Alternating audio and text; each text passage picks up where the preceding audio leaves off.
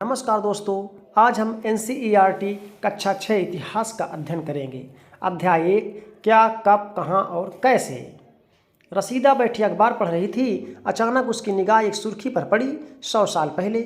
वह सोचने लगी कि यह कोई कैसे जान सकता है कि इतने वर्षों पहले क्या हुआ था। यह जानने के लिए कि कल क्या हुआ था तुम रेडियो सुन सकते हो, टेलीविज़न देख सकते हो या फिर अखबार पढ़ सकते हो। साथ ही यह जानने के लिए कि पिछले साल क्या हुआ था तुम किसी ऐसे व्यक्ति से बात कर सकते हो जिसे उस समय की स्मृति हो। लेकिन बहुत पहले क्या हुआ था यह कैसे जाना जा सकता है। अतीत के बारे में हम क्या जान सकते हैं। अतीत के बारे में बहुत कुछ जाना जा सकता है, जैसे लोग क्या खाते थे, कैसे कपड़े पहनते थे, किस तरह के घरों में रहा करते थे। हम आखेटकों यानी शिकारियों, पशुपालकों, कृषकों, शासकों, व्यापारियों, पुरोहितों यानी पुजारियों से, शिल्पकारों, कलाकारों, संगीतकारों या फिर वैज्ञानिकों के जीवन के बारे में जानकारियां हासिल कर सकते हैं। यही नहीं, हम यह भी पता कर सकते हैं कि उस समय बच्चे कौन सा खेल खेला करते थे, कौन सी कहानियाँ सुना करते थे, कौन से नाटक देखा करते थे या फिर कौन कौन से गीत गाया करते थे। लोग कहाँ रहते थे। नर्मदा नदी का पता लगाओ। कई लाख वर्ष पहले से लोग इसी नदी के तट पर रह रहे हैं। ये इम्पोर्टेंट प्रश्न है, परीक्षा में पूछा गया है। यहाँ रहने वाले आरंभिक लोगों में से कुछ लोग संग्राहक थे जो आसपास के जंगलों की विशाल संपदा से परिचित थे। अपने भोजन के लिए वे जड़ों, फलों तथा जंगल के अन्य उत्पादों का यहीं से संग्रह किया करते थे। संग्रह मतलब इकट्ठा करना। वे जानवरों का आखेट शिकार भी करते थे। इम्पॉर्टेंट प्रश्न है, शिकारी भी थे उस समय के लोग। अब तुम उत्तर पश्चिम की सुलेमान और किरथर पहाड़ियों का पता लगाओ। उत्तर पश्चिम में है किरथर पहाड़ियाँ। कहाँ है? भारत के उत्तर पश्चिम में सुलेमान और किरथर पहाड़ियाँ हैं। इसी क्षेत्र में कुछ ऐसे स्थान हैं जहां लगभग 8000 वर्ष पहले, कितने हजार साल पहले? 8000 वर्ष पूर्व स्त्री पुरुषों ने सबसे पहले गेहूं और जौ, इम्पोर्टेंट प्रश्न है, गेहूं और जौ जैसी फसलों को उपजाना आरंभ किया। उन्होंने भेड़, बकरी और गाय, बैल जैसे पशुओं को पालतू बनाना शुरू किया। ये भी इम्पोर्टेंट है। ये लोग गाँव में रहते थे। उत्तर पूर्व में गारो और मध्य में विंध्य हिमालय, उत्तर पूर्व में गारो तथा मध्य भारत में विंध्य पहाड़ियाँ का पता लगाओ। देखिए ये कहाँ पे हैं, एटलस में इसको देखना है। ये कुछ अन्य ऐसे क्षेत्र थे जहाँ कृषि का विकास हुआ। यहाँ पर कृषि का विकास हुआ। कहाँ कृषि का विकास हुआ? उत्तर पूर्व में गारो तथा मध्य भारत में विंध्य पहाड़ियाँ, यहाँ पर कृषि का विकास हुआ। जहाँ सबसे पहले चावल उपजाया गया, यहाँ कौन सी फसल उपजाई गई? चावल। वे स्थान विंध्य के उत्तर में थे। अब आप लोग देख लीजिए, सुलेमान और किरथर पहाड़ियाँ ये हैं, यहाँ पर सुलेमान और किरथर पहाड़ियाँ कहाँ पर? यहाँ पर हैं, ठीक है। और नर्मदा नदी कहाँ पे है? ये रही नर्मदा नदी। और विंध्य यहीं पर विंध्य पहाड़ियाँ हैं। और गारो पहाड़ियाँ ये मेघालय के आसपास जो क्षेत्र है यहाँ पर गारो पहाड़ियाँ हैं। ये इम्पॉर्टेंट स्थान है, देख लीजिए। अब आगे देखिए, मानचित्र पर सिंधु तथा इनकी सहायक नदियों का पता लगाने का प्रयास करें। सहायक नदियां उन्हें कहते हैं जो एक बड़ी नदी में मिल जाती हैं। सहायक नदी किसे कहते हैं? जो एक बड़ी नदी में मिल जाती है। कोई पूछे सहायक नदी किसे कहा जाता है? जो एक बड़ी नदी में मिल जाती है, ऐसी नदी को सहायक नदी कहा जाता है। लगभग 4700 वर्ष पूर्व, कितने वर्ष पूर्व? 4700 वर्ष पूर्व इन्हीं नदी के किनारे कुछ आरंभिक नगर फले फूले। गंगा तथा इनकी सहायक नदियों के किनारे और समुद्र तटवर्ती इलाकों में नगरों का विकास लगभग 2500 वर्ष पूर्व हुआ। इंपॉर्टेंट प्रश्न है, परीक्षा में पूछा गया है। गंगा तथा इनकी सहायक नदी सोन का पता लगाओ। गंगा के दक्षिण में इन नदियों के आसपास का क्षेत्र प्राचीन भारत में मगध, वर्तमान बिहार नाम से जाना जाता था। गंगा के दक्षिण का जो क्षेत्र था, इसके शासक बहुत शक्तिशाली थे। उन्होंने एक विशाल राज्य स्थापित किया। देश के अन्य हिस्सों में भी ऐसे राज्यों की स्थापना की गई थी। इधर भी देख लीजिए, दक्षिण एशिया, आधुनिक भारत, पाकिस्तान, बांग्लादेश, नेपाल, भूटान और श्रीलंका और अफगानिस्तान, ईरान, चीन तथा म्यांमार आदि पड़ोसी देशों को दर्शाता है। दक्षिण एशिया एक महाद्वीप से छोटा है, लेकिन विशालता और बाकी एशिया से समुद्रों, पहाड़ियों तथा पर्वतों से बटे होने के कारण इसे प्रायः उपमहाद्वीप कहा जाता है। इम्पोर्टेंट प्रश्न है, उपमहाद्वीप क्यों कहा जाता है? लोगों ने सदैव उपमहाद्वीप के एक हिस्से से दूसरे हिस्से तक यात्रा की। कभी कभी हिमालय जैसे ऊंचे पर्वतों, पहाड़ियों, रेगिस्तान, नदियों तथा समुद्रों के कारण यात्रा जोखिम भरी होती थी। फिर भी ये यात्रा उनके लिए असंभव नहीं थी। अतः कभी लोग काम की तलाश में तो कभी प्राकृतिक आपदाओं के कारण एक स्थान से दूसरे स्थान जाया करते थे। कभी कभी सेनाएं दूसरे क्षेत्रों पर विजय हासिल करने के लिए भी जाती थी। इसके अतिरिक्त व्यापारी कभी काफिले में तो कभी जहाज़ों में अपने साथ मूल्यवान वस्तुएं लेकर एक स्थान से दूसरे स्थान जाते रहते थे। धार्मिक गुरु लोगों को शिक्षा और सलाह देते हुए एक गांव से दूसरे गांव तथा एक कस्बे से दूसरे कस्बे में जाया करते थे। कुछ लोग नए और रोचक स्थानों को खोजने की चाह में उत्सुकतावश भी यात्रा किया करते थे। इन सभी यात्राओं से लोगों को एक दूसरे के विचारों को जानने का अवसर मिला। लोग यात्रा क्यों करते थे? कई कारण इसमें बताए गए हैं। इस प्रकार के प्रश्न कथन और कारण में पूछे जाते हैं। आज लोग यात्राएं क्यों करते हैं? एक बार फिर से मानचित्र को देखो। पहाड़ियाँ, पर्वत और समुद्र इस महाद्वीप की प्राकृतिक सीमा का निर्माण करते हैं। हालांकि लोगों के लिए इन सीमाओं को पार करना आसान नहीं था। जिन्होंने ऐसा चाहा वे ऐसा कर सके।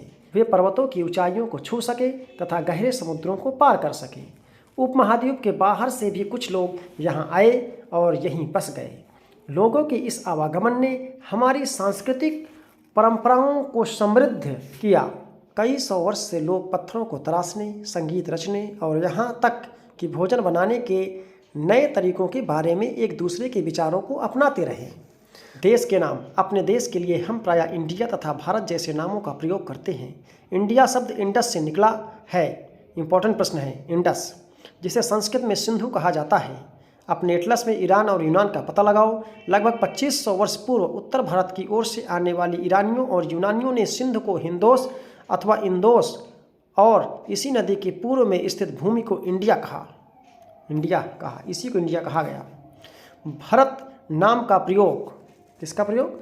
भरत नाम का प्रयोग उत्तर पश्चिम में रहने वाले लोगों के एक समूह के लिए किया जाता था। इस समूह का उल्लेख संस्कृत की आरंभिक लगभग 3500 वर्ष पुरानी कृति ऋग्वेद में भी मिलता है। 4 वेद होते हैं, उसमें सबसे पुराना वेद ऋग्वेद है। बाद में इसका प्रयोग देश के लिए होने लगा।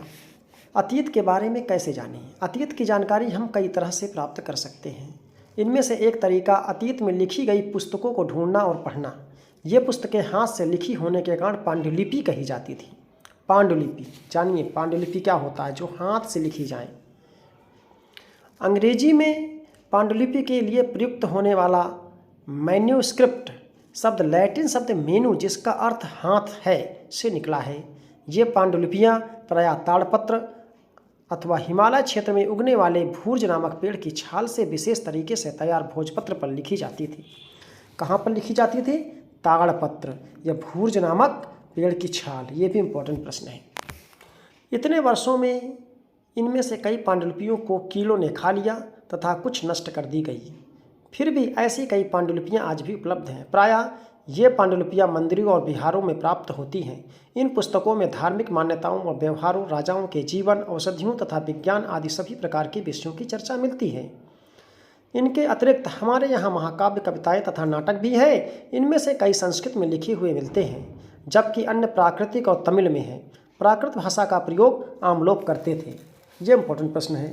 प्राकृतिक भाषा का प्रयोग कौन करते थे? आम लोग करते थे। जनता, आम जनता किस भाषा का प्रयोग करती थी? प्राकृत। और जो श्रेष्ठ लोग थे, पढ़े लिखे थे, ब्राह्मण वर्ग की भाषा जो थी वो क्या थी? संस्कृत थी। हम अभिलेखों का भी अध्ययन कर सकते हैं। ऐसे लेख पत्थर अथवा धातु जैसी प्राकृतिक कठोर सतहों पर लिखे जाते थे। पत्थर जैसे कठोर सतह जो होती थी उसी पर लिखे जाते थे अभिलेख। ये खास बात थी अभिलेखों की। कभी कभी शासक अथवा अन्य लोग अपने आदेशों को इसी तरह उत्कीर्ण करवाते थे ताकि लोग उन्हें देख सके, पढ़ सके अथवा उनका पालन कर सके। कुछ अन्य प्रकार के अभिलेख भी मिलते हैं जिनमें राजाओं और रानियों सहित अन्य स्त्री पुरुष ने भी अपने कार्यों की विवरण उत्कीर्ण करवाए। उदाहरण के लिए प्रायः शासक लड़ाइयों में अर्जित विजयों का लेखा जोखा रखा करते थे। क्या तुम बता सकती हो कि कठोर सतह पर लेख लिखवाने के क्या लाभ थे? ऐसा करवाने में क्या क्या कठिनाइयाँ आती थी? इसके अतिरिक्त अन्य कई वस्तुएं अतीत में बनी और प्रयोग में लाई जाती थी। ऐसी वस्तुओं को अध्ययन करने वाला व्यक्ति पुरातत्वविद कहलाता था। पुरातत्वविद ऐसी वस्तुएं का अध्ययन करने वाला व्यक्ति क्या कहलाता था? पुरातत्वविद। जो प्राचीन काल में वस्तुएं बनी उनका अध्ययन करने वाले को क्या कहते थे? पुरातत्वविद। पुरातत्वविद पत्थर और ईंट से बनी इमारतों के अवशेष, चित्रों तथा मूर्तियों का अध्ययन करते थे। देखिए उनका काम देख लीजिए, ये चीज़ है, इतने काम हैं। वे औजारों, हथियारों, बर्तनों, आभूषणों, सिक्कों की प्राप्ति के लिए छानबीन तथा खुदाई भी करते हैं। इनमें से कुछ वस्तुएं पत्थर, पकी मिट्टी तथा कुछ धातु की बनी हो सकती हैं। ऐसे तत्व कठोर तथा जल्दी नष्ट न होने वाले होते थे। पुरातत्वविद जानवरों, चिड़ियों और मछलियों की हड्डियों भी ढूंढते हैं। इससे उन्हें यह जानने में भी मदद मिलती है कि अतीत में लोग क्या खाते थे। वनस्पतियों के अवशेष बहुत मुश्किल से बच पाते हैं। यदि अन्न के दाने अथवा लकड़ी के टुकड़े जल जाते हैं तो वे जले हुए रूप में बचे रहते हैं। क्या पुरातत्वविद को बहुधा कपड़ों के अवशेष प्राप्त होंगे? क्या पुरातत्वविदों को बहुधा कपड़ों के अवशेष मिलते होंगे? ये प्रश्न है। पांडुलिपियों, अभिलेख तथा पुरातत्व से ज्ञात जानकारी के लिए इतिहासकार प्रायः स्रोत शब्द का प्रयोग करते थे। किस शब्द का? स्रोत। इंपॉर्टेंट रहे, स्रोत। इतिहासकार उन्हें कहते हैं जो अतीत का अध्ययन करते हैं। समझ में आया? इतिहासकार किसे कहते हैं? इतिहासकार उन्हें कहते हैं जो अतीत का अध्ययन करते हैं। अतीत मतलब बीते हुए समय का। स्रोत के प्राप्त होते ही अतीत के बारे में पढ़ना बहुत रोचक हो जाता है, क्योंकि इन स्रोतों की सहायता से हम धीरे धीरे अतीत का पुनर्निर्माण करते जाते हैं। अतः इतिहासकार तथा पुरातत्वविद उन जासूसों की तरह हैं जो इस सभी स्रोतों का प्रयोग सुराग के रूप में कर अतीत को जानने का प्रयास करते हैं। अतीत एक या अनेक। क्या तुमने इस पुस्तक के शीर्षक अतीत पर ध्यान दिया है? यहाँ अतीत शब्द का प्रयोग बहुवचन के रूप में हुआ है। किस रूप में हुआ है? बहुवचन के रूप में, जो इस तथ्य की ओर ध्यान दिलाने के लिए किया गया है कि अलग अलग समूहों के लोगों के लिए इस अतीत के अलग अलग मायने हैं। उदाहरण के लिए पशुपालकों अथवा कृषकों का जीवन राजाओं तथा रानियों के जीवन से तथा व्यापारियों का जीवन शिल्पकारों के जीवन से बहुत भिन्न था, जैसा कि हम आज भी देखते हैं। उस समय भी देश के अलग अलग हिस्सों में लोग अलग अलग व्यवहारों और रीति रिवाजों का पालन करते थे। उदाहरण के लिए आज अंडमान द्वीप के अधिकांश लोग अपना भोजन मछली पकड़कर, शिकार करके तथा फल फूल के संग्रह द्वारा प्राप्त करते हैं। इसके विपरीत शहरों में रहने वाले लोग खाद्य आपूर्ति के लिए अन्य व्यक्तियों पर निर्भर रहते थे। इस तरह के भेद अतीत में भी विद्यमान थे। इसके अतिरिक्त एक अन्य तरह का भेद है।